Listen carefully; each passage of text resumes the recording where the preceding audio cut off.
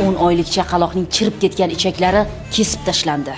Jajji tanadagi bu ichaklarning chirishiga esa lavash hamda kartoshka puri sabab bo'lganligi aytildi. Yana ham aniqrog'i, olis viloyatdan poytaxtga kelayotgan ona tushlik uchun o'ziga yo'ldan lavash hamda qovurilgan kartoshka sotib olgan.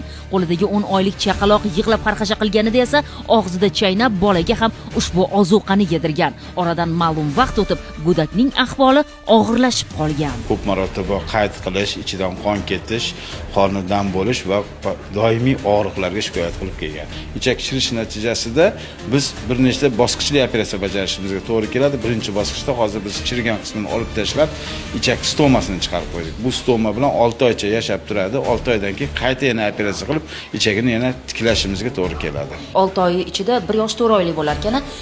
Shu vaqt oralig'ida ham o'sha uy ovqatlarini yeyishi, qo'shimcha ovqatlarni yeyishi mumkinmi bola? Yo'q, hozircha. Hozircha bu bola parhez holatda bo'lib turadi. Yana qancha vaqt parhezda bo'ladi? Sut keyingi operatsiyasini o'tkazgancha. Bolaning ichaklarida qo'shimcha ovqatlar bilan muammo bo'lganda u qanday belgilar bilan namoyon bo'ladi? Bola birdaniga chinqirab, yig'lab boshlashi, bu bezovtalik har 15 minut interval orasida borishi, qorindan bo'lishi va ichidan qon kelish holatlari bilan boshlanadi. Ko'pincha bilmagan holatda dumba berishib qo'yishadi, ko'ksomchalar berib qo'ygan holatlari bor. Bu esa mana shu og'ir ayanchli holatga olib keladi. Aslida chaqaloqlarga qo'shimcha ovqat qachondan boshlab beriladi? O'zi asli olib qarasa 3 yoshgacha bo'lgan bolalarni ona suti bilan emizgan yaxshi, to'g'ri. 1 yoshdan o'sgandan keyin qo'shimcha ovqat qo'shilishi kerak.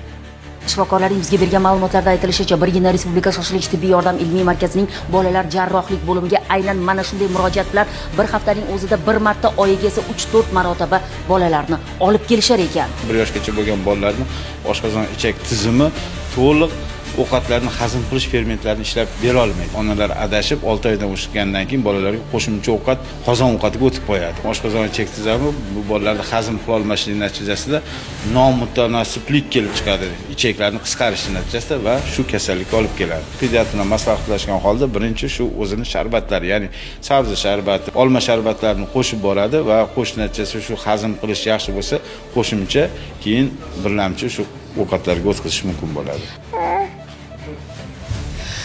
Og'riqdan ingrayotgan bolajon, farzandim tezroq katta bo'lsin, polvon bo'lsin deya unga uy ovqatlari, xalqona til bilan aytganda qozon ovqatlarini berayotgan onajonlar, farzandingizni yaxshi ko'rishingiz tabiiy, lekin sizning bu bilib bilmay qilgan mehribonchiligingiz uni mana shunday og'ir asoratlar bilan jonlantirish bo'limida yotishiga sabab bo'lib qolmasin.